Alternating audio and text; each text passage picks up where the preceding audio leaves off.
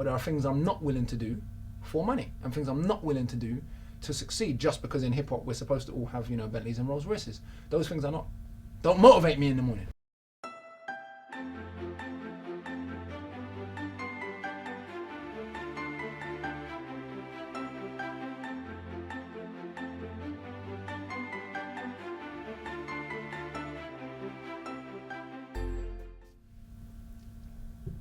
That's a very good question.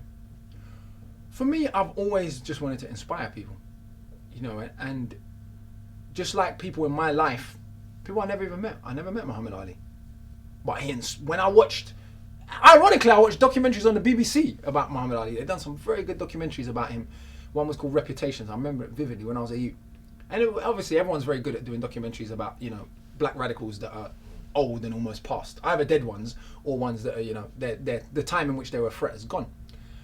Nonetheless, he's someone who impacted me massively because I understood the period and how difficult that must have been to come out and say, I'm beautiful, I'm wonderful, I'm gorgeous, in a country where you can't even vote and you can't even shit in white people's toilets. To have the cheek to come out and say I'm the greatest in front of, to white people's face. Do you know what I mean? Like, we don't realise how radical that was because we've never experienced formal segregation. But for people who grew up at the time, it was like, this black man's mad. Even black people, right? I've got uncles and granddads and other, like, you don't understand how weird that was. So for me, that inspiration, and that ironically, it transcended class lines, it transcended, look how many people Muhammad Ali's inspired, of all races, creeds, colours, genders, because what? Because he was like, I don't care how many millions I got, I'm not going to kill. His exact sentence, I shall not go thousands of miles from here to kill another poor people simply to continue the domination of white slave masters over the darker peoples of the earth. Can you imagine what balls that took to say that on national television in 1967? You know what I mean? And so when you write the history of the 20th century, Muhammad Ali will be there. I'm not saying I'm comparing myself to any of those people. What I'm saying is I've always wanted to fill people with that fire and that inspiration, and that's always been more important to me than my bank balance. That's not to say that I want to be poor, because I do not.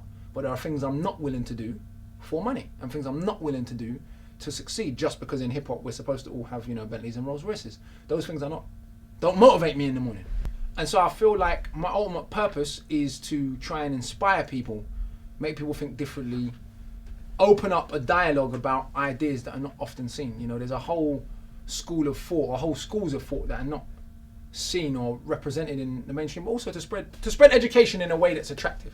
What Wu-Tang did for me. When I was a youth, Wu-Tang started using words like benevolent and cometh in rap songs, and I was like, that's amazing. Because I've always been a bit of a nerd, yeah, and I always wanted to be good at language and at science, but I never had anyone I could look to that I wanted to be like, that I thought was tough. Because you can't come and tell me, Carlton Banks ain't working for me. No one wanted to be like Carlton Banks, but people wanted to be like the RZA. Yeah. People wanted to be like Method Man. People wanted to be like Tupac. Yeah. But look at Tupac's family and his background and everything he came from. So for me, it's about selling something that is positive and conscious, but not putting it in ugly packaging and thinking people have to swallow it just because it's a good message. I could put it in the same pretty packaging that you put your Kill Nigga Kill or your Rolls Royce music in, and succeed independently with no radio, and man be like, rah. So Akala's actually showing that there's a viable career, stable business model, without having to conform to stereotypes or mainstream expectations of what a hip hop artist should be or what a young African Caribbean male should be. And furthermore, he's promoting knowledge, and he's not even saying be a dickhead. He's just saying if we're going to be violent, let's be violent for the right reasons. And I'm not promoting violence neither. I'm just saying if we're going to take it there, let's at least let it be over something. Don't. There's what Huey Newton calls reactionary suicide and revolutionary suicide. You know, if you're gonna be aggressive, push your aggression in the right direction. So I feel like it's also about reorientating young people's minds to what's going on in the world, because we're not going to live forever. And I feel like in this time that we're here, we have a limited amount of energy, and we try and spend it on purpose.